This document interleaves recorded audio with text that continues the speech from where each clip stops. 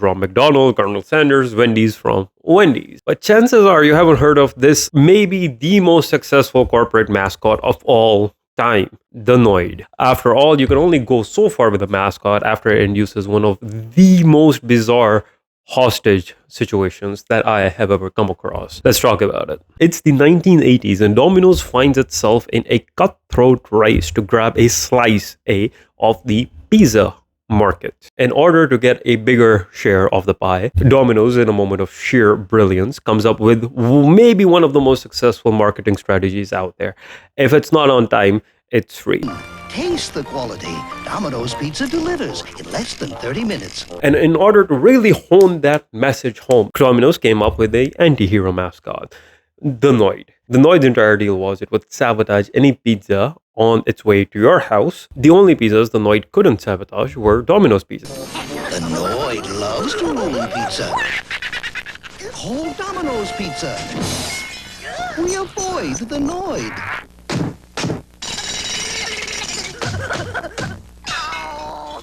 We keep the Noid out. And this phrase was just blasted all over media. I'm talking about TV ads, I'm talking about radio ads, I'm talking about a TV show in the works, which eventually got cancelled. 2 games, in the words of Tim McIntyre, the then executive vice president of Domino's. We were getting letters, we were getting phone calls. Customers were going into our stores, not asking for pizza, but asking if there was any Noid stuff available. This guy, I cannot emphasize enough, was a national sensation. So what gives? Why haven't you heard of the Noid when you've heard of Ron McDonald and you've heard of all the other great? It has a lot to do with this guy, Mr. Lamar Kendrick Noid, who eventually, after, I guess, hearing We avoid the Noid. one too many times, went and bought himself a .357 Magnum, went to a Domino's over at Atlanta, and took the 2 employees working there hostage. And as you do after you've taken hostages, you come up with a list of demands, which are pretty bizarre in their own right, and we'll get to it. But the motive of him going about and getting himself into this hostage situation or hostage taking situation is because he believed with a passion that the CEO of Domino's at the time had a personal grudge against him, and the entire Noid campaign was targeted at him as Lamar Noid, and he thought he was owed something for being the target of national ridicule. Specifically, what he was owed, in his opinion at least, was number one, $100,000, which, fair enough, if you're going to take hostages, might as well make bank. Second thing, a white limousine. I don't know why a limousine. I certainly don't know white. Although, if you think about it, some people value speed. Some people value comfort. This guy definitely opted for comfort. Hey man, if comfort is your thing, we're not judging here. Why white? I don't know. I'm assuming it adds a certain je ne sais quoi, a certain panache, a certain elegance. The last thing he specified was this obscure book called The Widow's Son, written in 1895.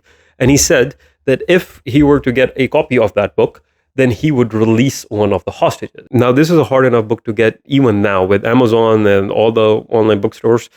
Back then, it would have been virtually impossible to get. But what Mr. Lamar Noid wasn't expecting was the FBI to actually come up with the book, which they did. At which point, Mr. Lamar Noid basically said, nah, man, not going to release the hostages. Thanks for the book. It's been 5 hours and the guy's in a standoff with the FBI and SWAT. Because that's generally what happens when you take hostages. It is at this point that Mr. Lamar Noid makes a fatal mistake. He orders himself a pizza. The 2 employees, they got right to it because working on gunpoint, actually a pretty good motivator. Once they made the pizza, gave the pizza to Mr. Lamar Noid, who placed his gun on his lap and started eating the pizza. While he was eating the pizza, the 2 hostages, surprise, surprise, ran away. Lamar Noid finished the pizzas and then figured it's not much of a hostage situation without the hostages, and then promptly surrendered soon afterward. Lamar Noid was then charged with kidnapping, aggravated assault, extortion, and possession of a firearm during a crime. He was found not guilty due to reason of insanity. He was just cuckoo batshit crazy. He ended up doing 3 months in a mental institution.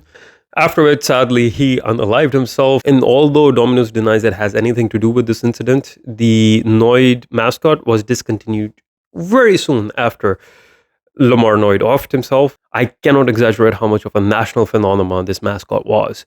But you've heard of all the others, you just haven't heard of this, because you can't be a famous mascot and also be the center of a potentially deadly hostage situation.